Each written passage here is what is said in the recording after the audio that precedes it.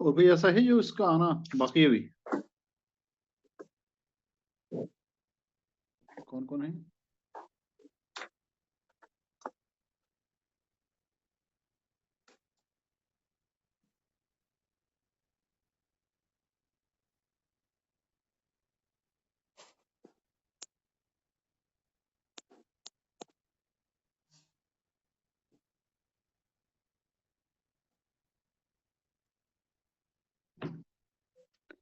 कौन कौन ज्वाइन कर चुका है अब तक? फिजा, खुशी, जावेद, और कौन है? कुलसुम है क्या है? जी मैं भी तो हूँ, सबसे पहले मैंने ही ज्वाइन किया है। अच्छा, कुलसुम। जावेद, ये सानिया कहाँ पे है? और सर जायद से मेरी बात? जायद ने मुझे कॉल किया सर, लगता है कुछ काम करने लगा। पढ़ाई से ज्यादा इम्पोर्टेंट काम हो गया। नहीं सर, ने मुझसे खुद ही कहा कि ज्वाइन करो, अपना खुद ही मिलेगा। करूँ फिर कॉल, शायद नेटवर्क इशू।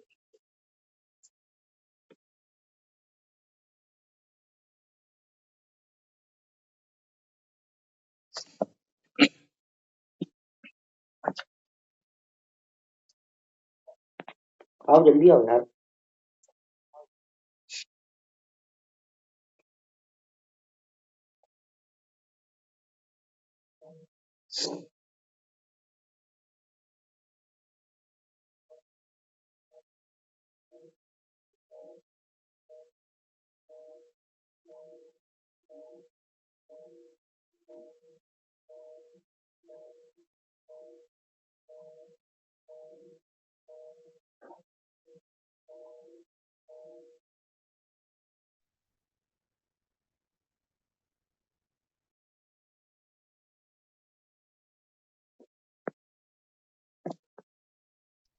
हाफिज अब्बास, तुम कुछ क्वेरी पूछ रहे थे?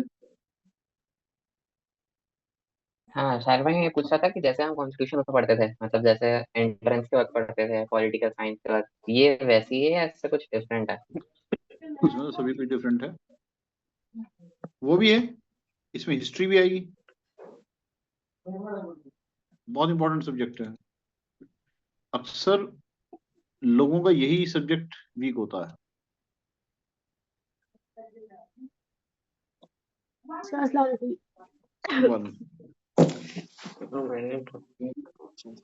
पढ़ाते पढ़ाते मुझे चश्मा लग गया है। आज कॉन्स्टिट्यूशन की पहली क्लास है। कॉन्स्टिट्यूशन में हम लोग पढ़ेंगे, सबसे पहले कि हिस्टोरिकल आउटलाइन क्या है कॉन्स्टिट्यूशन की। इसमें आपको कुछ टॉपिक्स रिपीट होते हुए मिलेंगे, क्योंकि लीगल हिस्ट्री को थोड़ा सा एग्जॉस्टिव बनाने की कोशिश की है मैंने, कि आपको लीगल हिस्ट्री दोबारा कहीं ना पढ़नी पड़े। लीगल हिस्ट्री इंडिया की और जो आपकी नॉर्मल हिस्ट्री है जो अरशद पढ़ा रहे हैं, आज का लेक्चर हम दोनों को कंबाइंड में लेना था, लेकिन आज का लेक्चर मैं ले रहा हूँ, कल का लेक्चर शायद कंबाइंड लें, फिर हम लोग देखते हैं, क्योंकि इसमें हिस्ट्री का बहुत इंपॉर्टेंट पोर्शन आएगा। कुछ तो मैंने पढ़ाया भी था जब मैंने आपको टॉट्स पढ़ाया था। टॉट में कुछ हिस्ट्री मैंने कवर कराई थी, कि वो उसके बाद की बात अब हम आज की डेट में करेंगे। उसमें मोटा मोटा बताया गया था, थोड़ा सा और डिटेल में हम चलते हैं। तो आपके पास पीडीएफ पहुंच गई है, इसका प्रिंट आउट अभी कोई मत निकलवाना जब तक कि ये कंप्लीट ना हो जाए। लेक्चर अटेंड करते रहो और ध्यान से वो सुनते रहो जो मैं कह रहा हूँ। आवाज आ रही है कुलसुम? कुलसुम, जी आ रही है। अब शुरू करते हैं। हमारा कॉन्स्टिट्यूशन फोर्स में कब आया?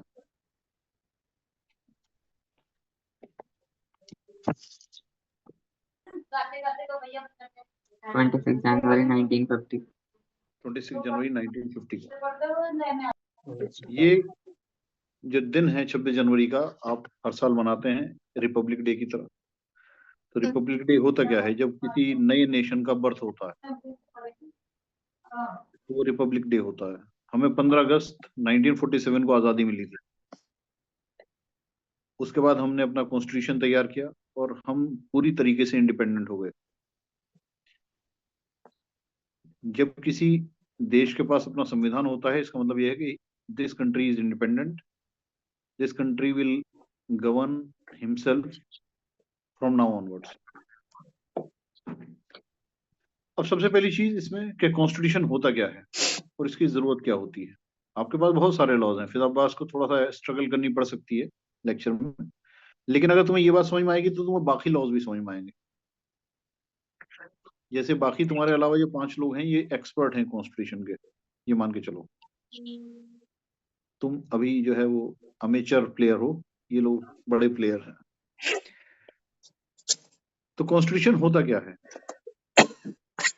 कॉन्स्टिट्यूशन के बारे में एक किताब लिखी गई, कॉन्स्टिट्यूशनल लॉ। बहुत सारी किताबें, हजारों किताबें लिखी गई, मैं सिर्फ इंपॉर्टेंट किताबों का डिस्कशन करूंगा। एक किताब है कॉन्स्टिट्यूशनल लॉ, जिसको पहली बार 1931 में पब्लिश किया था Emlyn Capel Stewart Wade and G Godfrey Phillips, 2 लोगों ने मिलकर किताब लिखी थी। ये वेड जो हैं ये ब्रिटिश कॉन्स्टिट्यूशनल लॉ के स्कॉलर हैं, और एवी डाइसी, जिसको हम जब आपको आगे पढ़ाएंगे तो डाइसी का रूल ऑफ लॉ आएगा आने वाले टाइम में इसी कॉन्स्टिट्यूशन में। ये कॉन्स्टिट्यूशन के लॉ, मतलब जैसे आपने कुछ लोग उसमें पढ़े ना, टॉट्स में, विनफील्ड, सामंड, पॉलक, ह्यूस्टन, तो उसी तरह ये कॉन्स्टिट्यूशन के नाम है, बार बार इसमें भी मैंने पढ़ा है, इसको हर जगह पढ़ेंगे आप। एवी डाइसी ने किताब लिखी है the law of the constitution. क्या लिखी है? The law of the constitution. Wade ने उसको एडिट भी किया है, लिखी डाइसी ने है लेकिन उसको बाद में एडिट भी किया है। बहुत बड़ी बात है, एवी डाइसी एक बहुत बड़ा नाम है कॉन्स्टिट्यूशनल लॉ में। इतना ही बड़ा नाम है आपके लिए वेड, ईसीएस वेड या एमलिन केपल स्टीवर्ट वेड। इसने कॉन्स्टिट्यूशन को डिफाइन किया। क्या डेफिनेशन किया? एक constitution means document having special special legal sanctity which sets out the framework and the principal functions of the organs of the government of a state and declares the principle governing the operation of those organs. नहीं। अब आप जैसे criminal law पढ़ते हैं, criminal law ये बताता है कि अगर आपने कोई क्राइम किया तो उस क्राइम की सजा कितनी होगी। जब आप कॉन्ट्रैक्ट लॉ पढ़ते हैं तो पढ़ते हैं भाई कॉन्ट्रैक्ट इस तरह बनता है, इस तरह डिस्चार्ज होता है, अगर ब्रीच हो जाती है तो इस तरीके से डैमेजेस दिए जाते हैं, कंपनसेशन दिया जाता है। टॉर्ट में आपने पढ़ा कि टॉर्ट क्या होता है, टॉर्ट अगर हो जाए तो किस तरीके से अनलिक्विडेटेड डैमेजेस क्लेम की जा सकती, वो सब पढ़ा आपने लोगों ने। अब कॉन्स्टिट्यूशनल लॉ अलग लॉ क्यों? इसका पहली चीज कि कॉन्स्टिट्यूशन आपके राइट और रॉन्ग को तय नहीं करता कि व्हाट इज राइट और व्हाट इज रॉन्ग। कॉन्स्टिट्यूशन का सबसे बड़ा फंक्शन ये होता है कि वो जो प्रिंसिपल ऑर्गन्स होते हैं गवर्नमेंट के, उनकी पावर्स, उनकी ड्यूटीज, उनकी रेस्पॉन्सिबिलिटीज और उनके आपस में रिलेशन ये बताता है। क्या क्या बताता है? पावर, रिस्पॉन्सिबिलिटी, ड्यूटी और रिलेशन। किसके? आम आदमी के नहीं, आम आदमी के आपस में रिलेशनशिप थोड़ा बहुत मिलेगा तुम्हें कॉन्स्टिट्यूशन में, लेकिन मेजरली बड़ा जो अगर आप देखेंगे तो कॉन्स्टिट्यूशन क्या डिफाइन करता है? The relationship between one organ of the government and another of the government. Power क्या है? जैसे स्टेट के कौन कौन से ऑर्गन हैं बड़े बड़े, बताओ। Legislative, executive, judiciary. Legislative, executive and judiciary. और इसके अंदर और थोड़ा अंदर जाओ, एडमिनिस्ट्रेट नहीं भाई, लेजिस्लेटिव 2 तरह के लेजिस्लेटिव होता है, स्टेट लेजिस्लेटिव होता है, सेंट्रल लेजिस्लेटिव होता है, लोकसभा, राज्यसभा, गवर्नर, प्रेसिडेंट, ठीक है। म्यूनिसिपल बॉडीज में आपके ये होती हैं पंचायत राज, म्यूनिसिपल कमिश्नर, ठीक है, ये हुई ऑर्गन्स ऑफ द गवर्नमेंट। दूसरी तरफ आप कोर्ट्स की तरफ आइए तो वहां होता है supreme court, high court, district court, उसके बाद आप सर्विसेज में जाइए तो आपको पब्लिक सर्विसेज में मिलेंगे ये ऑल इंडिया सर्विसेज। और क्या इंपॉर्टेंट चीज होती है कि सरकार के कौन कौन से राइट्स आपको देगी, कौन कौन सी ड्यूटीज आप लोगों की होंगी। तो ये इंडिविजुअल का इंडिविजुअल से रिलेशनशिप तय नहीं करता। कॉन्स्टिट्यूशन क्या करता है, जो ऑर्गन्स ऑफ द गवर्नमेंट है उनकी पावर्स, फंक्शंस, उनके प्रिंसिपल फंक्शंस और रिलेशंस। उनके आपस में रिलेशनशिप। कॉन्स्टिट्यूशन का फोकस सिर्फ इतना होता है। अब कॉन्स्टिट्यूशन होता क्या है? सबसे पहले कॉन्स्टिट्यूशन मीन्स अ डॉक्यूमेंट। कोई भी डॉक्यूमेंट, कोई भी कॉन्स्टिट्यूशन ओरल नहीं हो सकता। रिटन। हर कॉन्स्टिट्यूशन रिटन होगा, हम्म। पहली बात। अब रिटन कॉन्स्टिट्यूशन क्या करेगा? It will set out the framework and the principal functions of the organs of the government. ये वेड की डेफिनेशन पढ़ रहा हूँ। एमलिन केपल स्टीवर्ट वार्ड, इसकी डेफिनेशन क्या है कि डॉक्यूमेंट है जो principal organ of the government की पावर्स बताता है। बताओ ये फिजाबाज क्या समझ में आया इससे तुम्हें? वेट की उससे कि कॉन्स्टिट्यूशन एक सेपरेट डॉक्यूमेंट है जिसकी खुद एक सेपरेट लीगल सैंक्टिटी है, मतलब सेपरेट पावर है, और स्पेशल वो स्पेशल फ्रेमवर्क बताता है special organs. Special legal sanctity. जी। स्पेशल लीगल सैंक्टिटी क्या होती है? देखो, अभी आप जब फंडामेंटल राइट्स पढ़ेंगे तो आर्टिकल 13 पढ़ेंगे आप। हिंदुस्तान के अंदर जितने भी लॉज हैं वो सब सब्जेक्ट टू कॉन्स्टिट्यूशन है। और कॉन्स्टिट्यूशन किसी भी एनी अदर लॉ के सब्जेक्ट टू नहीं होता। अब इसका एग्जांपल देता हूं मैं आपको। मैडम ने कल एक मैसेज डाला था डेथ पेनल्टी के बारे में कि डेथ पेनल्टी कॉन्स्टिट्यूशनल है या नहीं है। डाला था? यस, अब आज सुनिए आप, डाला। डेथ पेनल्टी आईपीसी के अंदर दी गई है, बीएनएस के अंदर दी गई है, लेकिन वो कॉन्स्टिट्यूशनल है या नहीं है, संवैधानिक है या नहीं है, ये तय होना होता है हमेशा। कभी कॉन्स्टिट्यूशन का कोई प्रोविजन और किसी लॉ से के अगेंस्ट है या नहीं है, ये कभी आपके सामने सवाल नहीं आएगा। सारे लॉज सब्जेक्ट टू कॉन्स्टिट्यूशन होते हैं। कॉन्स्टिट्यूशन किसी भी चीज के सब्जेक्ट नहीं होता, किसी भी लॉ के। इसी को कहते हैं स्पेशल लीगल सैंक्टिटी। इसीलिए कॉन्स्टिट्यूशन के अंदर आर्टिकल्स होते हैं। क्या होते हैं? आर्टिकल्स। और आर्टिकल का जो सब सब के जो टुकड़े होते हैं, 1 2 3 4, उन्हें क्या कहते हैं हम सब लोग? क्लॉज, सब क्लॉज कहते हैं उन्हें। सब क्लॉज नहीं, क्लॉज कहते हैं। हाँ, clause, sorry, clause. Clause. Article 20, clause 1 2 3, इस तरह पढ़ते हैं हम उसको। इसके अलावा जितने लॉज हैं इंडिया में, सबके अंदर सेक्शंस होते हैं। क्या होते हैं? सेक्शंस। और सेक्शन का जो 1 2 3 4 होता है उसको क्या सबसेक्शन। कहते हैं? उसको सब कहते हैं सब। सबसेक्शन। 1 2 3। ये आपने बताया था कॉन्ट्रैक्ट जब पढ़ा रहे थे। सिवाय एक, इसके अलावा मैं और इंटरेस्टिंग बात बताता हूँ आपको। इंडिया में इसके अलावा सिर्फ एक और लॉ है जिसके अंदर वर्ड आर्टिकल यूज हुआ है। बता सकता है कोई? इंटेलेक्चुअल प्रॉपर्टी में शायद है क्या? पढ़ाया है मैंने, किसी का ध्यान नहीं गया उस चीज पे, ना किसी ने सवाल पूछा। वो है लिमिटेशन एक्ट। लिमिटेशन एक्ट में भी आर्टिकल्स हैं, और वो आर्टिकल इसीलिए कहते हैं उन्हें क्योंकि वो आर्टिकल किसी भी अदर लॉ के सब्जेक्ट टू नहीं होते। प्रोविजन कोई भी हो, जो लिमिटेशन एक्ट का आर्टिकल है जिसमें ये दिया गया है कि कितने टाइम के अंदर आप मुकदमा दायर कर सकते हैं, ये प्रिवेल करता है। उसके अंदर भी आर्टिकल्स हैं। जो इंटरनेशनल कन्वेंशंस होती हैं उसमें भी आर्टिकल वर्ड यूज की। जिन्होंने इंटरनेशनल लॉ पढ़ा है उन्होंने देखा होगा कि उसके अंदर भी कॉन्स्टिट्यूशन, उसके अंदर भी वर्ड आर्टिकल ही यूज होता है। हाँ भाई, मतलब फिर बस।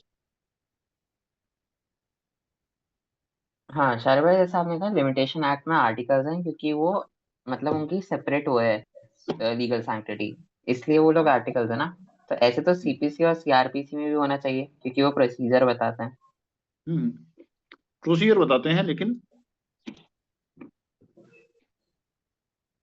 सीपीसी सीआरपीसी के सारे प्रोविजन, बल्कि हिंदुस्तान के सारे लॉज के सारे provision, they are subject to the constitution of India. Okay. अभी आर्टिकल 13 जब पढ़ेंगे तो आपको पढ़ाऊंगा मैं ये चीज। तो लिमिटेशन एक्ट अभी आप उसमें नहीं है? नहीं, लिमिटेशन एक्ट में जो वर्ड आर्टिकल यूज हुआ है उसकी वजह यह है कि बाकी सब लॉज में लिमिटेशन एक्ट प्रिवेल करता है, यानी कि limitation act is more important than any other section. यानी कि किसी भी लॉ के किसी सेक्शन से अगर लिमिटेशन एक्ट के आर्टिकल की लड़ाई होगी तो जीतेगा आर्टिकल। लेकिन अगर ये बताओ कि लिमिटेशन का एक आर्टिकल कॉन्स्टिट्यूशन के एक आर्टिकल से क्लैश कर जाए तो प्रिवेल कौन करेगा? खुशी? कॉन्स्टिट्यूशन का आर्टिकल। कॉन्स्टिट्यूशन। कॉन्स्टिट्यूशन प्रिवेल हो, कुछ भी लिमिटेशन है एक act he, and every act, every law, every bylaw, every ordinance is subject to the provisions of this constitution. Constitution. अब आप हम आ जाते हैं इसके, तो मैं ये समझाने की कोशिश करता हूँ कि how constitution defines the working of several organs of the government. Constitution के अंदर करीब 12 पार्ट हैं। कितने पार्ट हैं? 12 पार्ट। 12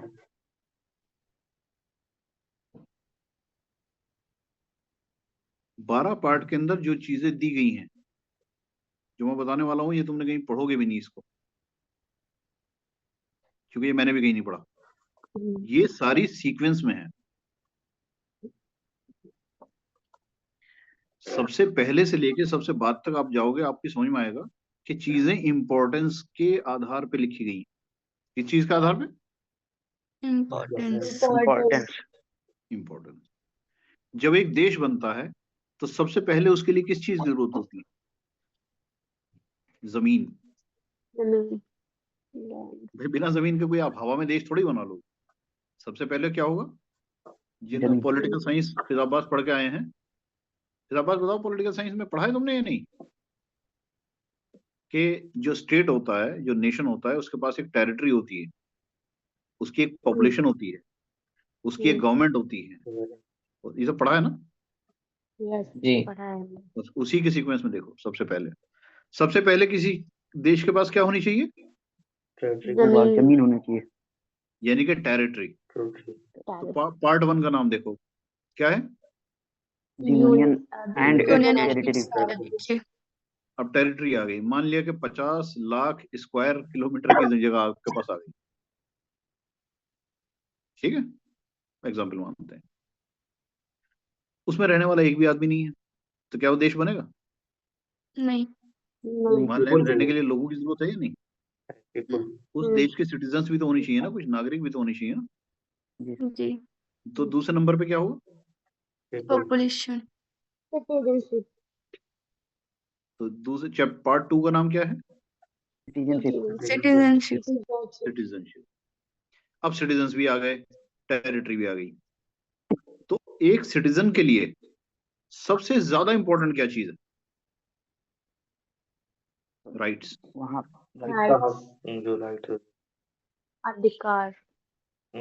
बिना उसको अगर आप राइट्स नहीं देंगे तो फिर तो वो जानवर ही है। तो सबसे पहले क्या करता है आदमी? राइट सीकर। अधिकार लेता है अपना। तो पार्ट 3 क्या है? Fundamental right. फिर उसके बाद कुछ राइट्स ऐसे होते हैं जो फंडामेंटल राइट्स से कम इंपॉर्टेंट होते हैं, यानी कि वो राइट्स नहीं होते बल्कि सरकार की ड्यूटीज होता है वो सब काम करना, वो चौथे नंबर पर आते हैं। फिर उसके बाद फंडामेंटल ड्यूटीज बाद में जोड़ा गया। अब चैप्टर पार्ट 5 आ जाते हैं।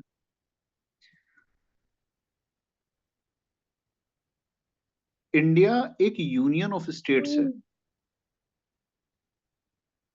इंडिया में यूपी, गुजरात, राजस्थान, दिल्ली, हरियाणा, तमिलनाडु, ये सब स्टेट हैं। इंडिया कहाँ है? पूरा मिला के इंडिया। इंडिया अपने आप में कोई जगह नहीं है।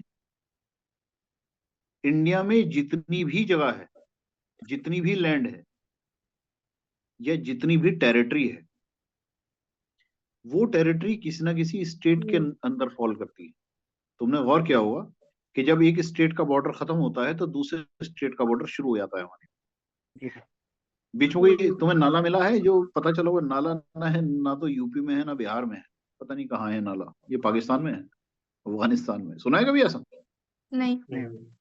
तो बॉर्डर से बॉर्डर मिला हुआ है। इंडिया की सारी लैंड स्टेट्स और यूनियन टेरिटरीज में डिवाइडेड है। इंडिया क्या है? कॉन्स्टिट्यूशन का आर्टिकल 1 पढ़ो आप लोग, एक लाइन बस। किसी के पास है constitution? India that is Bharat shall be a union of state. बस, India that is Bharat, India जो कि भारत है, shall be, what it will be, a union of union territories लिखा हुआ है वहां पे। नहीं सर, यूनियन ऑफ स्टेट। ठीक है। अब वो जो यूनियन बनाई है आपने, उस यूनियन के अंदर सबसे पहले यूनियन ही दिया गया है। पार्ट 5 को देखो, क्या है? Fundamental the duty. Union. The union. Part 6 क्या है? State, the state. The state. तो जब पार्ट 5 में यूनियन पढ़ेंगे तो यूनियन का सारा जिक्र आएगा, यानी कि पार्लियामेंट, लोकसभा, राज्यसभा, और उसके अलावा आप इसमें पढ़ेंगे कोर्ट वगैरह भी। सुप्रीम कोर्ट, बस सुप्रीम कोर्ट पढ़ेंगे। ठीक है। फिर पढ़ेंगे आप इसके अंदर स्टेट्स। पार्ट कौन सा है? पार्ट 7। पार्ट 6 है। सॉरी, हो गया पार्ट 6। पार्ट 6 में कौन कौन से आएंगे? हाई कोर्ट वगैरह। गवर्नर, वहां प्रेसिडेंट था, वो जाएगा यहाँ गवर्नर। वहां था पार्लियामेंट, यहाँ हो जाएगी स्टेट लेजिस्लेचर। वहां था सुप्रीम कोर्ट, यहाँ हो जाएगा high court. High court. District court. High district court court होगा, हाई कोर्ट होगा? सर, हाई कोर्ट फिर उसी के अंदर डिस्ट्रिक्ट होगा। ठीक है। अब आते हैं states in part B of first schedule. इसको छोड़ देते हैं बीच में, क्योंकि स्टेट्स ये भी एक तरह का स्टेट्स है। स्टेट्स के बाद आ जाती है भाई यूनियन टेरिटरीज। कौन सी टेरिटरी? Union territory. जैसे दिल्ली है, जैसे अंडमान निकोबार है, जैसे कि पुडुचेरी है, जैसे दमन एंड दीव है, आर यूनियन इनका जिक्र टेरिटरी है। उसके बाद आएगा पार्ट 9। पार्ट 9 क्या है? पंचायत। पंचायत। अब ओरिजिनली कॉन्स्टिट्यूशन में म्यूनिसिपैलिटी का जिक्र नहीं था, तो उसके लिए पार्ट 9A जोड़ा गया। ठीक है। कोऑपरेटिव सोसाइटीज का जिक्र नहीं था, उनके लिए पार्ट 9B जोड़ा गया। उसके बाद है शेड्यूल एंड ट्राइबल एरियाज। कुछ एरियाज जो ट्राइबल एरियाज, उनका जिक्र आएगा। पार्ट 9 के बाद पार्ट इंपॉर्टेंट पार्ट है पार्ट 11। क्या क्या बताता है? Relations between The union and the state. अब आपने दो पार्टी बनाई, एक तो यूनियन बनाया, एक स्टेट्स बनाया। अब इसके बीच में रिलेशनशिप भी तो कुछ होगी भाई। ऐसा तो थोड़ा ही है कि स्टेट अपना अलग काम करते रहेंगे, यूनियन अपना अलग काम करती रहेगी। टैक्स ये भी लेंगे, टैक्स वो भी लेंगे। पुलिस की जिम्मेदारी इनकी भी होगी, पुलिस की जिम्मेदारी मतलब पार्लियामेंट की भी होगी। वही काम भाई, कुछ डिवीजन ऑफ लेबर तो इनमें दे दिया गया, उनके पावर फंक्शन अपने अपने चैप्टर में दे दिए गए। प्रेसिडेंट ये काम करेगा, राष्ट्रपति ये, वो गवर्नर ये काम करेगा, सुप्रीम कोर्ट ये काम करेगा, हाई कोर्ट ये काम करेगा, लेजिस्लेचर सेंटर का ये काम करेगा, स्टेट का ये काम करेगा। वो सब तो हो गया। कितना इंपॉर्टेंट है रिलेशनशिप उनके बीच में। अगर कोई डिस्प्यूट होता है तो रिलेशनशिप में क्या होगा, वो इस पार्ट में दिया गया। उसके बाद आप नीचे पढ़ते चलिए, finance, property, contract and suits. Sania एक बात बताओ, ये टॉपिक्स लेस इंपॉर्टेंट नहीं होते चले जा रहे हैं जैसे जैसे पार्ट बढ़ते चले जा रहे हैं नीचे की तरफ? हो रहे हैं ना इंपॉर्टेंट, कम होते चले जा रहे हैं। ट्रेड एंड कॉमर्स आएगा, फिर services of the union and state, फिर ट्राइब्यूनल्स, फिर इलेक्शन कैसे होंगे, ये पार्ट किसमें दिया गया है खुशी? क्या? सो जाओ नोट दोबारा। Special provision 14 certain class, languages क्या क्या होंगी, कैसे कैसे लैंग्वेज होगी इंडिया में, हिंदी का क्या स्टेटस होगा, अंग्रेजी का क्या स्टेटस होगा, कौन कौन से इमरजेंसी प्रोविजंस हैं, मिसलेनियस। मिसलेनियस के बाद एक है पार्ट 20, बहुत important part, Amendment of the Amendment of Constitution. the amendment of the constitution. Amendment इसमें of एक the ही आर्टिकल है, Constitution. इसमें एक ही आर्टिकल है, कौन सा? 358. 358 358. ठीक है, उसके ऊपर बात, हमारा कॉन्स्टिट्यूशन यहाँ पे खत्म हो जाना चाहिए था, लेकिन इसके बाद 2 चैप्टर और जुड़ गए, वो पार्ट और जुड़ गए। पार्ट 21 क्या कहता है? Temporary temporary, transitional. Transitional and special provision. ये वो प्रोविजन है जो ट्रांजिशनल इन नेचर थे, यानी कि जब संविधान बना था तो पावर ऑफ ट्रांसफर हो रही थी, पाकिस्तान बना था, इधर बांग्लादेश के पास लैंड गई थी, तो कुछ प्रोविजन ऐसे थे जो उस टाइम के लिए ट्रांजिशनल, जब एक फेज से दूसरे फेज में हम जाते हैं तो उस फेज को कहते हैं हम ट्रांजिशनल फेज। कौन सा फेज? Transitional phase. ट्रांजिशनल। तो वो ट्रांजिशनल फेज के प्रोविजंस दिए गए हैं पार्ट 21 में। अब पार्ट 22 क्या है? Or title, date of commencement, authority.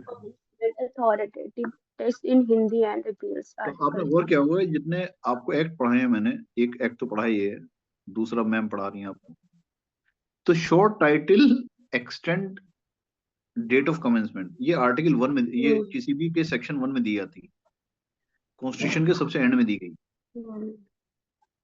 ठीक है, तो ये था हमारा बाइफर्केशन कॉन्स्टिट्यूशन का। कॉन्स्टिट्यूशन क्या है? एक ऐसा डॉक्यूमेंट जो सेंटर और different organs of the government को, different organs of the government की पावर, ड्यूटी, रिस्पॉन्सिबिलिटी ये बताता है। और दूसरे नंबर पे क्या बताता है? उनके, वेरी गुड, किसने कहा है? मैंने। हाँ, वेरी गुड, उनके आपस के रिलेशनशिप, ये हर कॉन्स्टिट्यूशन की बैकबोन होती है। अब हम आ जाते हैं कॉन्स्टिट्यूशनल लॉ पे। कॉन्स्टिट्यूशनल लॉ क्या होता है? वो लॉ जो इस पूरे स्ट्रक्चर को रेगुलेट करता है। ऑब्वियसली बात है, सवाल कई बार ये पैदा होता है, इस कॉन्स्टिट्यूशन ए लॉ और नॉट? भाई चोरी करने की सजा 3 साल है, बीएनएस कहता है, आईपीसी कहती है, लेकिन उस तरह का यार कुछ इसमें तो है नहीं ऐसा। कॉन्स्टिट्यूशन के वायलेशन से क्या होता?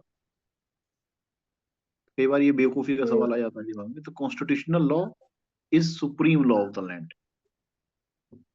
कॉन्स्टिट्यूशन ये बताता है कि आपके प्रिंसिपल ऑर्गन्स की क्या पावर्स हैं, आपकी क्या पावर्स, स्टेट की आपके रेस्पेक्ट में ड्यूटीज क्या हैं। ये जो आप सब केस पढ़ रहे थे, रुद्दल शाह और सेबेस्टियन Same thing. हंगारी, ये सब जो केसेस तय किए गए, जैसे जैद ने बताया, भीम सिंह, ये सब कॉन्स्टिट्यूशन की वजह से तो पॉसिबल हुई कि आप सरकार के खिलाफ मुकदमा दायर कर पा रहे हैं। कहाँ लिखा हुआ है आप सरकार के खिलाफ मुकदमा दायर कर सकते? आर्टिकल 32 में। Yes sir, fundamental. और आर्टिकल 32 है फंडामेंटल राइट। यस सर, वो रेमेडी प्रोवाइड करता है जो भी फंडामेंटल राइट है। तो आपको अल्टीमेटली सारी चीजें कॉन्स्टिट्यूशन से ही मिलेंगी। कोई भी लॉ वैलिड नहीं हो सकता जब तक कि वो कॉन्स्टिट्यूशन को वायलेट करता रहे। वो लॉ हो ही नहीं सकता। That is ultra vires. कौन से? Ultra virus. Ultra vires. अब हम आते हैं इसकी नई टॉपिक कि भाई कॉन्स्टिट्यूशन तो हमारे पास हाथ में है, बेरेक्ट कितने लोगों के पास है? हाथ उठाओ। 1 2 3 लोगों के पास कॉन्स्टिट्यूशन का बेरेक्ट नहीं है। कुलसूम, जावेद और जैद, जावेद और फिज अब्बास, तुम लोग कॉन्स्टिट्यूशन का बेरेक्ट लोगे? कल ही ले लेना। तो मेरे पास है या 1 2 दिन। हाँ, तो जैद, फिज अब्बास और कुलसूम, एक बहुत अच्छा मेरे बाइंडिंग पास भी है बेरेक्ट। दिखाओ। 1 मिनट, बैग में रखा है, निकाल लूं? तो ये पढ़ाया जा रहा है कॉन्स्टिट्यूशन? हाँ, दिखाना। रुक जाओ 1 मिनट। मेरे पास भी सर, ये कहता हूँ एक टाइम में वो निकाल। मेरे पास सारे भाई ये बुक है, मैं कौन सी वाली? दिखा रहा हूँ। अरे पहुंचाओ। मेरे पास सर ये यूनिवर्सल मेरे पास ये वाली बेयर एक्ट है। हाँ मेरा अब्बास भी का यही है। है। मेरे पास नहीं नहीं नहीं, फिर अब्बास के पास सबसे खराब किताब है। मेरी देख ली आपने? हाँ ठीक है, तो अच्छी बात है कि सानिया ने उसमें कवर ओवर अपना चढ़ा रखा है। सर मेरे पे भी सर कवर है, ये दिख रहा है दिख नहीं रहा ना। सर, अब दिखेगा। हाँ अब दिख रहा ये रहा। है। अरे सबने कवर चढ़ा रखा है। कुलसुम जी एक काम करना, कॉन्स्टिट्यूशन का सभी लोगों से एडवाइजेबल है कि कॉन्स्टिट्यूशन के अंदर मैं को बहुत अच्छे से पढ़ाऊंगा कॉन्स्टिट्यूशन। आप ऐसे नहीं ऐसे घास काट दी मैंने टॉर्च और कॉन्ट्रैक्ट में। नहीं सर, तो वो है। उसके लिए तुम एक काम करना कि कॉन्स्टिट्यूशन का एक अच्छा बेरट ले लो इसी स्टेज पे, क्योंकि जो चीज अंडरलाइन करोगे उसकी that will be very important. Okay. वो ले लेना तुम हार्ड कवर में। हार्ड बड़े कवर ये तुम ही लाए थे ये हार्ड कवर नहीं होगा, सर एक वो आती है सर हार्ड कवर है, पॉकेट वाली। नहीं सर, ये हार्ड पेपर कवर बैग नहीं लग रहा है। है मुझे। नहीं सर, ये हार्ड कवर नहीं है एक यूनिवर्सल की। एक और कॉन्स्टिट्यूशन का बेरेक्ट आ रहा है, थोड़ा महंगा सा, मैंने देखा था। पीएम बख्शी की था। नहीं वो किसी का भी हो, वो भैया बख्शी के हो पास है मेरे। वो थोड़ा सा उसके फॉन्ट बड़े बड़े होने चाहिए। जब आप अंडरलाइन करो तो बीच में जगह बचनी चाहिए। ठीक है, वैसे तो अभी तो इसके कुछ नहीं, अभी तो रीडेबल मैं, है, फॉन्ट बड़े ही है। दिखाती हूँ, रुको बैक हाँ हाँ, कैमरा करके। अरे मैंने देखो खरीद के दिया है, मुझे तो पता ही है उसका। हाँ इससे अच्छी क्वालिटी ये हार्ड कवर में है तेरे पास?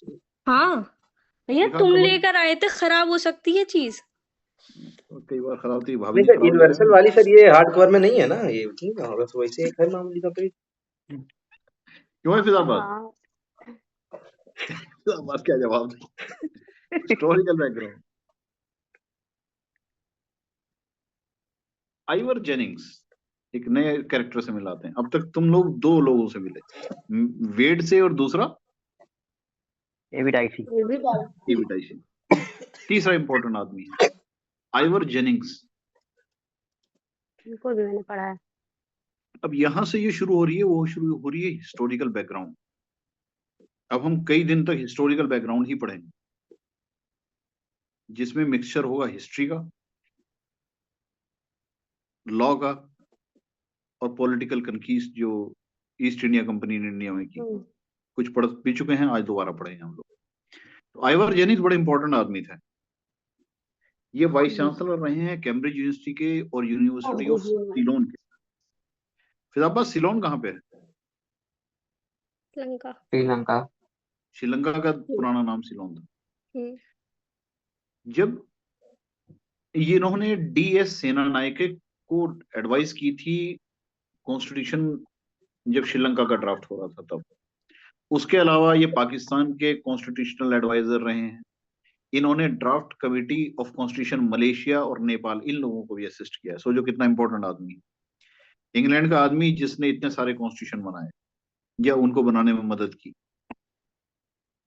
सिलोन यानी कि श्रीलंका, पाकिस्तान, उसके अलावा नेपाल। मलेशिया और Nepal. Nepal. He was very important figure. अब ये आइवर जेनिंग्स क्या कहते हैं, इनका पूरा नाम है सर विलियम जेनिंग्स। तुम्हें पता है सर क्यों लगता है नाम के साथ कुछ लोगों के? ये एक टाइटल होता है। बताओ, और किसी को पता है सर क्यों लगता है? इंग्लैंड में नाइटहुड कन्फर किया जाता है, यानी कि उसे सरकार का सेवक तरीके से उसकी उपाधि है, उसको कहते हैं नाइट। NIGHT। स्पेलिंग क्या होती है इसकी? GST। NIDHT। GST। ये होती है ANI NIGST। GST। NIGHT। हाँ खुला है। तो वो नाइट, वो सरकार यानी कि क्राउन यानी कि किंग, इंग्लैंड का किंग जिनको नाइटहुड कन्फर करता है उनको सर कहा जाता है। ठीक है, तो सर विलियम आइवर जेनिंग्स ये 1903 में पैदा हुए, 1965 में मर गए। उम्र उनकी बेचारों की बहुत कम हुई। ये ब्रिटिश लॉयर थे। इन्होंने कहा था कि all constitutions are heirs of the past as well as testators of the future. कि दुनिया में जितने भी कॉन्स्टिट्यूशन है दे आर एयर्स, यानी कि उन्हें विरासत में मिला है कुछ फ्रॉम द पास्ट, और वो वसीयत में छोड़ के जाएंगे कुछ फ्यूचर जनरेशंस के लिए। हर मुल्क का कॉन्स्टिट्यूशन जब भी बनता है तो इसकी एक हिस्ट्री होती है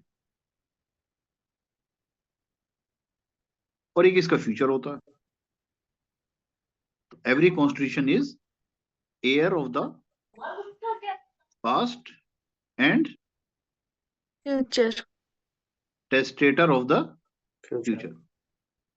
तुम में तो हॉस्टल में जो लोग कह रहते हैं उनके खाने वाने की क्या सुविधा है भाई? कुछ खाना खाना है तुम लोगों को तो चले आओ फिर। नहीं सर, 8 से 9:30 मेरे में। 8 से 9:30। सानिया तुम्हारे यहाँ क्या है?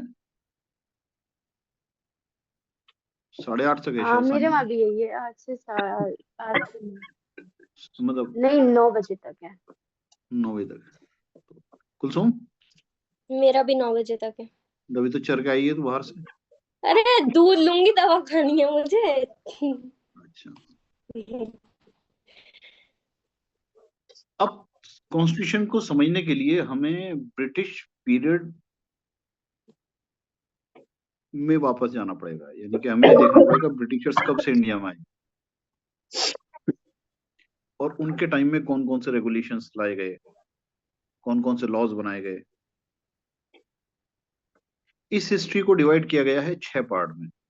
1600 से 1717, 1717 से 1765, 1765 1765 से 1858, 1858 से 1919, 1919 से 1947, 1947 से 1950। ये उसका 6 फेज है। अब इसको हम फेज वाइज मैनर में डिस्कस करेंगे, इन फेज में हुआ क्या क्या। तो सबसे पहले हम हमारा फेज 4 कुछ नहीं। मेरे ख्याल से इसका डंडा इधर का इधर पढ़ लिया तुमने। चश्मा लगा लो। हाँ वही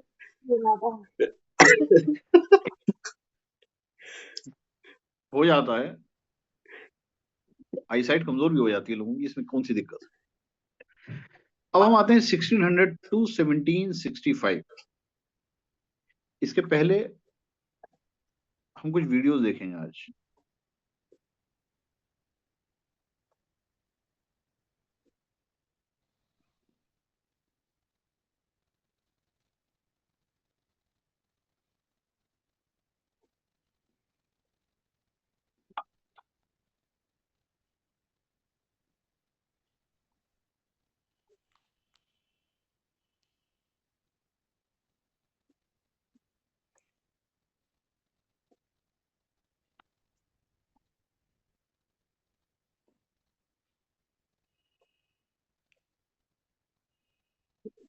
Elizabeth. Launch sale. Up to 60% off on your favorite Stores products until stock lasts. Visit your nearest store or install the app. Elizabeth I, Queen of England, 1533 to 1603. Elizabeth was born in Greenwich on the 7th of September 1533. She was the daughter of Henry VIII and Anne Boleyn. Elizabeth's mother, Anne Boleyn, would be executed for adultery when Elizabeth was just 2 years old. Henry's last wife, Catherine Parr, made sure Elizabeth was highly educated and could speak several languages fluently. When Henry died in 1547, Elizabeth's half-brother Edward became king, while she would live with Catherine Parr. Edward died in 1553, which meant that Elizabeth's older half-sister Mary became queen. Mary was determined to return England to Catholicism, and because Elizabeth was Protestant, she imprisoned her in the Tower of London. Mary died from illness in 1558, making Elizabeth her successor to the throne. She became Queen of England at age 25. Elizabeth returned England to Protestantism, developing the Church of England while maintaining some Catholic elements such as the crucifix, therefore appeasing both sides. The Privy Council was reduced, and its Catholic influence reduced by removing such members. Elizabeth assembled experienced and trustworthy advisors, including William Cecil, Lord Burleigh, who was her Secretary of State, and Sir Francis Walsingham, in charge of gathering intelligence. Nicholas Bacon, Lord Keeper of the Great Seal, and Nicholas Throckmorton, Ambassador to France. One advisor called Robert Dudley, Earl of Leicester, was very close to the Queen and may have been a romantic interest. Despite numerous courtships and expectation to continue the Tudor dynasty with an heir, Elizabeth declined marriage, stating the welfare of her country was her priority to an insistent parliament. During Elizabeth's reign, England saw a golden age of progress. Trade expanded rapidly, bringing in wealth and exploration brought prestige to the country. In 1580, Francis Drake became the first Englishman to successfully circumnavigate the Earth, and 5 years later, Sir Walter Raleigh formed a colony on the east coast of North America, named Virginia. The arts also flourished in theatre, poetry, and music, with such playwrights as William Shakespeare. A big challenge would face Elizabeth in 1588. In 1587, Elizabeth had her cousin, Mary, Queen of Scots, the nearest heir, executed. Mary was a Catholic and had been imprisoned by Elizabeth as a threat to the throne, especially because her marriage with a Protestant heir produced by Elizabeth. An uncovering of a conspiracy to overthrow the Queen ended in Mary being tried for treason after years of surveillance. After Mary's execution, Catholic King Philip II of Spain launched an invasion of England to remove Elizabeth and restore Catholicism. As he launched the Spanish Armada, Elizabeth made a speech to the English soldiers at Tilbury. I know I have the body of a weak, feeble woman, but I have the heart and stomach of a king, and of a king of England too. The English navy, aided by bad weather, would severely defeat the invading Armada. On the 24th of March 1603, Elizabeth died at Richmond Palace. As there was no Tudor heir, the dynasty would come to an end, and she would be succeeded by the Protestant James VI of Scotland, the son of her cousin Mary, Queen of Scots. Subscribe for more history videos.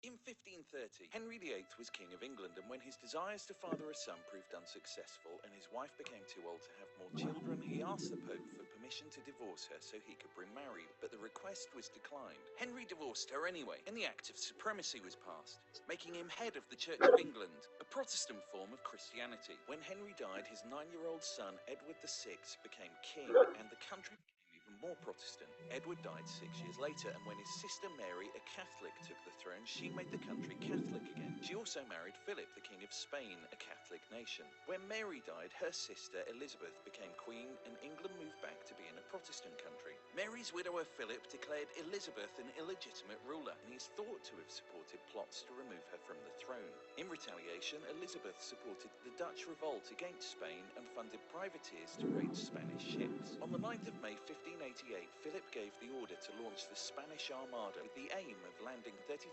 Spanish soldiers in England. English ships were faster, more maneuverable, and had better sailors, but they chose to give the Spanish fleet distance, so little fighting took place. The Spanish commander should have been the highly experienced Marquis of Santa Cruz, but he died in February and was replaced by Medina Sidonia, a soldier with no naval experience. The most famous English commander was Sir Francis Drake, and on the 7th of August, while the Spanish fleet were moored in Calais, he sent fire ships packed with inflammables which were set alight amongst them, forcing them to cut their moorings and flee into the night, causing them to scatter. The English now had the upper hand as fighting broke out in the Channel. Medina Sidonia decided the invasion wouldn't succeed and prepared to sail back home, but the route was blocked by English ships, which forced him to sail around the north of the islands, and the longer journey created food and water shortages. The Spanish found themselves in deeper waters where the already damaged fleet encountered stormy weather, which forced many ships onto rocks, destroying them. Although very few ships were lost in battle, only around half of the Spanish ships made it home.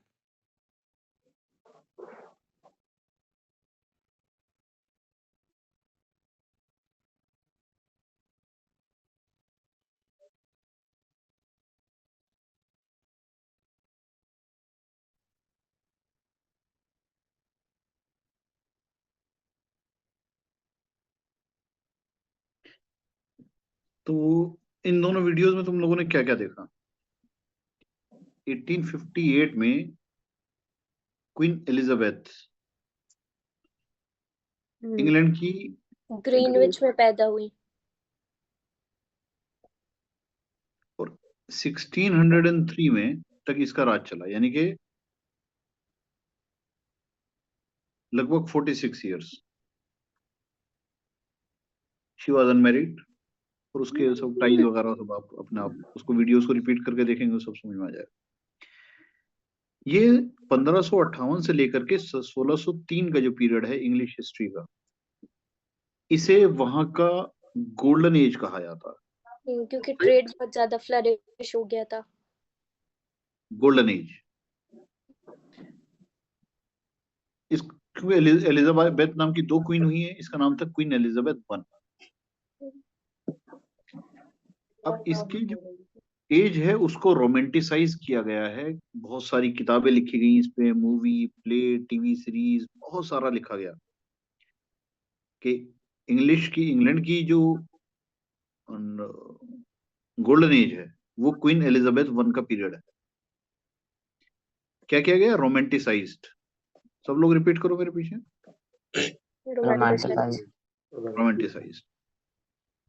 इसको कहा जाता है time of English renaissance. Renaissance क्या होता है? जब बहुत सारे लोग, रीबर्थ। अरे नहीं, रेनेसां अलग होता है। रेनेसां होता है कि जब किसी भी रोमांटिसाइज। सारे लोग मोटिवेट होके अच्छे काम करने लगे, उसको रेनेसां कहते हैं। रिफॉर्म्स।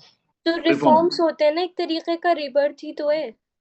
नहीं, रिबर्थ तो पुनर्जन्म को कहते हैं। बच्चा मर गया दोबारा पैदा हो गया, उसको पुनर्जन्म कहते नहीं मतलब हैं। क्या बताओ। कहते हैं इसे, मतलब एक तरीके का रिबर्थ है ना, उसमें नहीं, रिफॉर्म्स हो रहे। बर्थ का मतलब पैदा होना होता है, रिबर्थ का मतलब दोबारा पैदा होना होता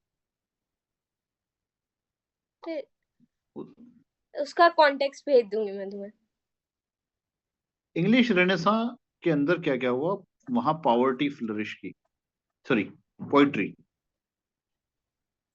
विलियम शेक्सपियर। म्यूजिक, लिटरेचर, ठीक है, अभी क्लास के बाद, ठीक है। इसमें विलियम शेक्सपियर का बहुत बड़ा रोल रहा। तो it was rebirth of a nation. England was taking rebirth as a nation, as a nation. तुम्हें पता है कि तुम किस सेंस में वर्ड यूज कर रहे हो, लेकिन एग्जामिनर को थोड़ी पता है, वो उसी पे गोला बना के वहीं कर देगा बराबर। इन्होंने नया वर्ल्ड ऑर्डर दिया इंग्लैंड को, नई पोइट्री, नई सोच, प्रोग्रेसिव सोच, इन सब के लिए इंग्लैंड को एक नई दिशा मिली। तो वहां के जो ट्रेडर्स थे इंग्लैंड के, अब वो 1600 में, दिसंबर 1600 में जाके एक कंपनी फॉर्म कराते हैं। ये हमने पहले भी पढ़ा था। इसके पहले की हिस्ट्री मैंने आपको बताया कि इन्होंने जो स्पेन और पोर्चुगल थे, ये दोनों कंट्रीज जो थे, स्पेन एंड पोर्चुगल, मैप लगा हुआ है सानिया के पीछे, कैमरा उधर करके बताओ इसमें स्पेन कहाँ है, फोकस करो उधर।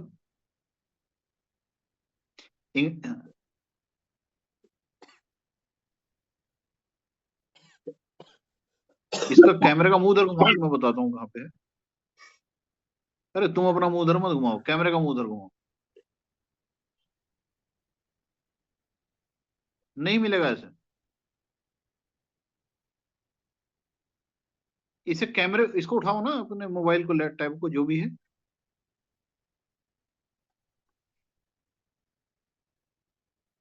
अरे मैं बता दूंगा कहाँ पे है, तुम इसका कैमरा तो घुमाओ उधर, नहीं मिलेगा ऐसे तुम्हें।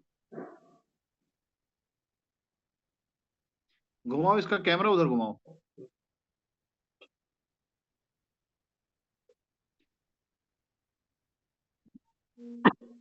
हाँ, पास करो इसे, पास लेके जाओ इसे, पास। हाँ, मैं बता दूंगा, ये उंगली मत रखो तुम, ये मैं बता। है, ये मिल गया, हाँ, समझिए मिल समझिए, गया, मिल गया स्पेन। ये इसको फोकस करो इस पे।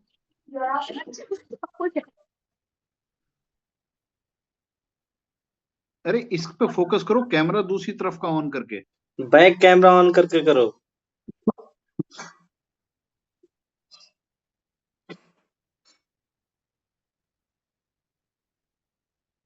उंगली हटा लो इसमें से,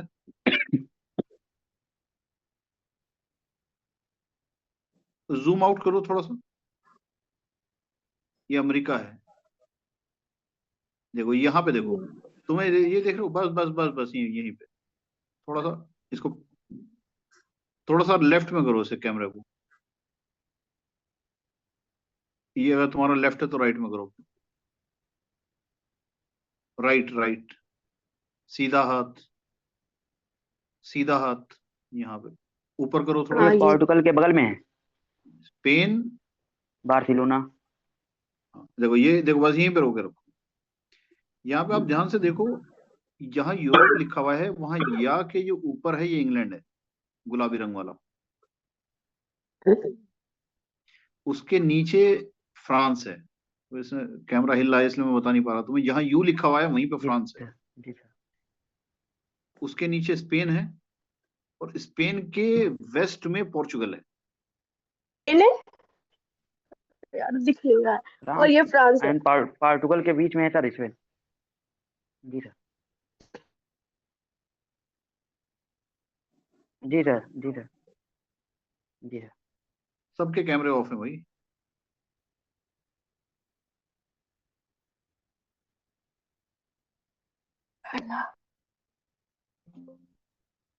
तो नेटवर्क जो सर इसलिए। पोर्चुगल था और स्पेन था, इनकी मोनोपोली थी स्पाइस ट्रेड में। अब 1588 की मैंने वीडियो दिखाई आपको, defeat of Spanish armada. 130 ship थे जो फ्रांस से इंग्लैंड पे हमला करने के लिए गए। वो 130 शिप पे जीत हुई क्वीन एलिजाबेथ फर्स्ट की। एलिजाबेथ ने देखा किस तरह नेता नगरी वाले ने भाषण दिए, जिससे मोटिवेट होकर लोगों ने, उन्होंने इसकी ब्रिटिश आर्माडा को हरा दिया।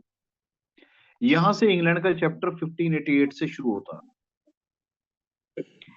1588 के बाद क्या होता है कि कुछ इंग्लिश मर्चेंट्स जाते हैं क्वीन एलिजाबेथ के पास कि भाई आपके टाइम पे मैरीटाइम एक्टिविटी और हर तरफ चहुमुखी विकास जिसको कह रहे हैं वो हो रहा है, तो हमें परमिशन दी है कि हम ईस्ट के साथ ट्रेड एस्टेब्लिश करें। क्या एस्टेब्लिश करें? ट्रेड। ट्रेड। ट्रेड। ट्रेड। 1600 में 31 दिसंबर 1600 को ये लोग क्वीन को राजी कर लेते हैं इस चीज पे। ये जो पिटीशन दी गई थी वो दी गई थी जॉर्ज अर्ल ऑफ कम्बरलैंड ने, और इसके अलावा 218 बनिए और थे जिन्होंने पिटीशन दी थी। अब इस कंपनी का नाम क्या था कुलसुम? गवर्नर, पहले बताया था मैंने, governor and government company of merchants of London trading into the east Indies. ये नाम था ईस्ट इंडिया कंपनी का ओरिजिनल। इनको 15 साल के लिए परमिशन दी गई ट्रेड की, और इनको परमिशन दी गई east of Cape of Good Hope और west of Strait of Magellan. Kulsum कहां पर है केप ऑफ गुड होप आजकल? किस कंट्री में?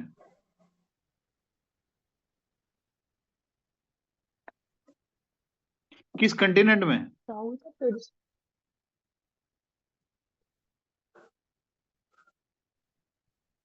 अफ्रीका में है। मुंह पे से हाथ हटा के बताओ तब तो सुन सुन साउथ क्या कह रहे अफ्रीका हैं। में। साउथ अफ्रीका में है क्या? कंटिनेंट कौन सा है? कंटिनेंट कितने कंटिनेंट हैं दुनिया में? कितने कंटिनेंट हैं बताओ फिर अब्बास। 7। कौन कौन से? Asia, Asia. Europe, south America, north America, हाँ, अफ्रीका, अंटार्कटिका, ऑस्ट्रेलिया। सारे तो बता दिए। तो अफ्रीका जो कंटिनेंट है उसके अंदर एक कंट्री है सबसे नीचे की तरफ, जिसका नाम है, उस मुल्क का नाम है साउथ अफ्रीका। वहां पर केप ऑफ गुड होप है। Africa, Antarctica, Australia, Europe. ठीक है, केप ऑफ गुड होप दिखाओ सानिया, कहाँ पे ढूंढ के लगा लो, कोई बात नहीं।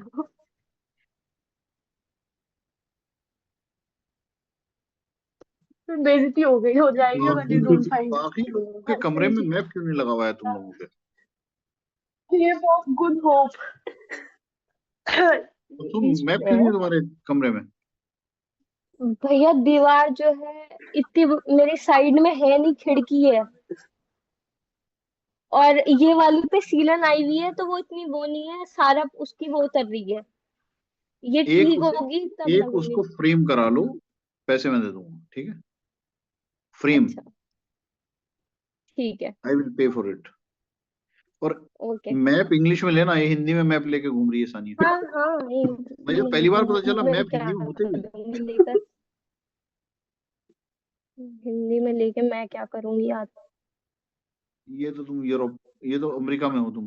पहले पहले अफ्रीका में हो। अफ्रीका, अफ्रीका में सबसे नीचे आ जाओ, सबसे नीचे और नीचे, यहाँ ये, यहाँ देखो, इसके राइट में जाओ थोड़ा सा और, हाँ यहाँ देखो कहीं केप ऑफ गुड होप होगा। आइडिया हुआ तुम लोगों को इस map? Cape of Good Hope लिखा हुआ होगा हिंदी में भी। ये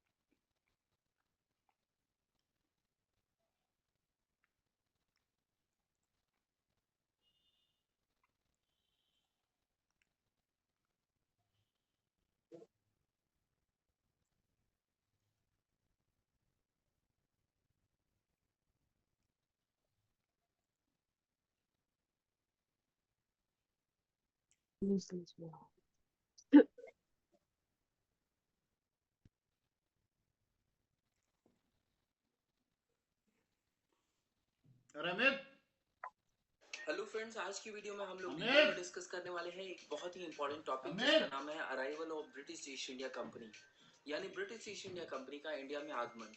1488 में केप ऑफ गुड होप की डिस्कवरी हुई। इसी के साथ यूरोप से इंडिया और बाकी ईस्टर्न कंट्रीज के बीच में एक सी रूट एस्टेब्लिश हो गया। यूरोपियन कंपनीज ने तुरंत इस सी रूट के थ्रू ईस्टर्न कंट्रीज के साथ ट्रेडिंग करना शुरू कर दी, क्योंकि केप ऑफ गुड होप को बार्थोलोमे डायस ने डिस्कवर किया था, जो कि एक पोर्चुगल एक्सप्लोरर था। तो शुरुआत में इस सी रूट को बेसिकली पोर्चुगल की कंपनीज ने ही यूज करना शुरू किया, और बाद में आसपास की और भी यूरोपियन कंपनीज ने इस सी रूट के थ्रू ट्रेडिंग करनी शुरू कर दी। अब बाकी यूरोपियन कंपनीज की देखा देखी 31 दिसंबर 1600 में ब्रिटेन के कुछ बिजनेसमैन ने भी एक कंपनी बनाई, जिसका नाम था governor and company of merchants of London trading with east Indies. अब इतना लंबा नाम सुनकर आप लोग कंफ्यूज मत हो। बेसिकली इसी कंपनी को हम लोग ब्रिटिश ईस्ट इंडिया कंपनी के नाम से जानते हैं। इंडिया और दूसरी ईस्टर्न कंट्रीज के साथ ट्रेड करने के लिए ब्रिटिश ईस्ट इंडिया कंपनी को ब्रिटेन की महारानी क्वीन एलिजाबेथ की परमिशन चाहिए थी। तो वो तुरंत अपना स्कूटर उठाकर एलिजाबेथ के पास पहुंचे और एक पेटिशन दिया और बताया कि ईस्ट इंडिया कंपनी कैसे इस सी रूट को यूज करके बढ़िया ट्रेड कर सकती है और बढ़िया प्रॉफिट बना सकती है। क्वीन एलिजाबेथ को उनकी बात तुरंत समझ आ गई और ईस्ट इंडिया कंपनी को एक चार्टर पास करके दे दिया। चार्टर मिलने के बाद ईस्ट इंडिया कंपनी बहुत खुश थी, क्योंकि चार्टर में 15 सालों के लिए ईस्ट इंडिया कंपनी को मोनोपोली दे दी गई थी उन सारी कंट्रीज के साथ ट्रेड करने के लिए जो केप ऑफ गुड होप के ईस्ट में आते हैं और स्ट्रेट ऑफ मैगेलन के वेस्ट में। इतनी सारी कंट्रीज के साथ ट्रेड करने की मोनोपोली, इसका मतलब किसी भी और ब्रिटिश कंपनी को इन एरियाज में ट्रेड करने की परमिशन नहीं थी। अब ईस्ट इंडिया कंपनी है तो एक कंपनी, तो इसके अंदर बहुत सारे सर्वेंट्स थे, क्लर्क से लेके ऑफिसर्स तक, जो रिपोर्ट करते थे एक गवर्नर को, और ये गवर्नर रिपोर्ट करता था कोर्ट ऑफ डायरेक्टर्स को, जिसमें 24 डायरेक्टर्स होते थे,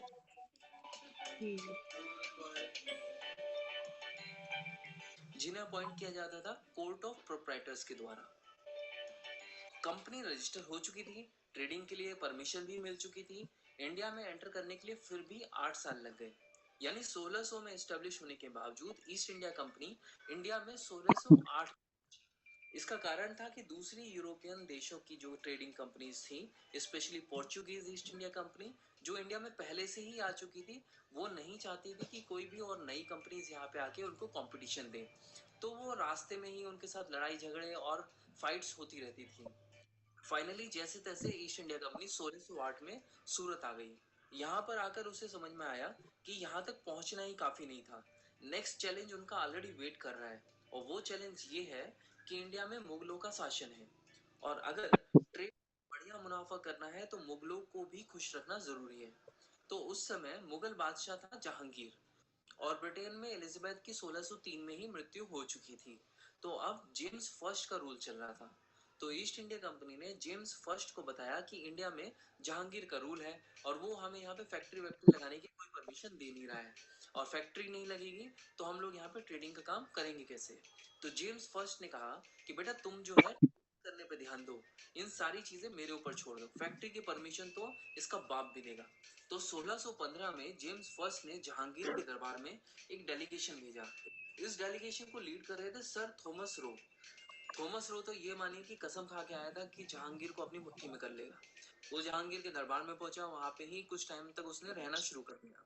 जहांगीर को हर तरह से उसने ब्राइब करने की कोशिश की, हर तरह की घूस उसको दी, जो भी जहांगीर को पसंद था हर उस तरह की सेवाएं उस तक पहुंचा दी, यूरोप की बढ़िया से बढ़िया चीजें उस तक पहुंचाई, और फाइनली जहांगीर को इंपोर्टेड सामान की ऐसी लत लगा दी कि 1615 में जहांगीर ने ब्रिटिशर्स को परमिशन दे दी और कहा कि जहां चाहे वहां रहो, फैक्ट्रीज बनाओ, जो करना है करो, परेशान अगर कोई करे तो मुझे आके बता दो। बस जहांगीर की एक छोटी सी डिमांड थी कि बस रॉयल फैसिलिटीज जो भी हैं इस तरह की बस चलती रहनी चाहिए। तो जहांगीर ने एक लेटर लिखा जेम्स फर्स्ट को और बोला कि आपका जो रॉयल लव है बस ये मिलते रहना चाहिए, आपकी कंपनी को इंडिया में किसी भी तरह की कोई भी तकलीफ नहीं होने दूंगा। तो ये जो लेटर है ये विकिपीडिया में भी अवेलेबल है, आप चाहे तो देख सकते हैं। इस तरह ब्रिटिश ईस्ट इंडिया कंपनी ने अपनी ट्रेडिंग पोस्ट जो है वो एस्टेब्लिश करनी शुरू कर दी।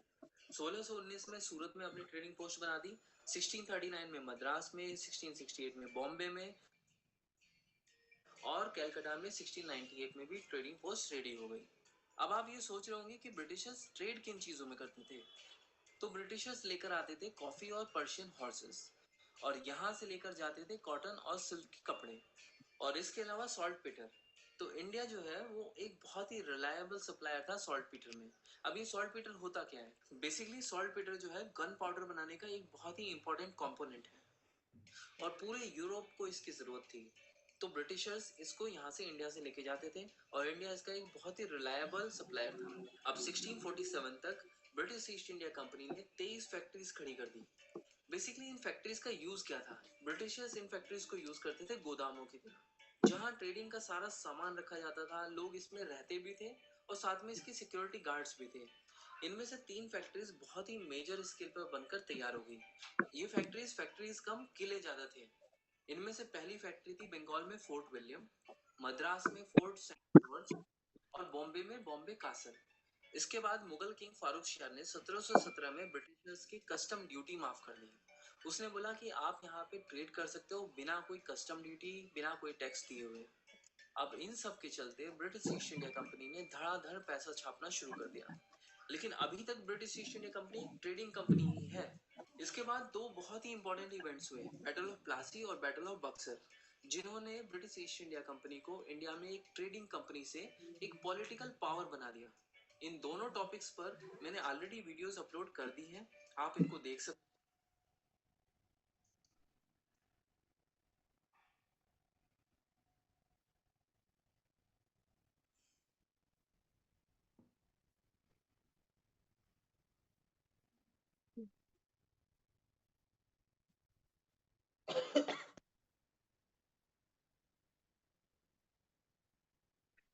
ये वीडियो आप पहले भी देख चुके हैं। अब आज क्यों दिखाइए आपको कि अब हमें शुरू करना है कॉन्स्टिट्यूशन की हिस्ट्री, जो कि शुरू होती है 1600 के इस चार्टर से। ठीक है, इस चार्टर का कॉन्स्टिट्यूशन इसमें दिया गया था, इसमें 24 डायरेक्टर हुआ करते थे। इसका जो इस कंपनी का पहला जो डायरेक्टर था, गवर्नर था, उसका नाम था थॉमस स्मिथ। नोट्स में लिखा हुआ है, पढ़ लीजिएगा आप लोग। इसमें कोड ऑफ प्रोप्राइटर था, एक बोर्ड ऑफ डायरेक्टर्स था,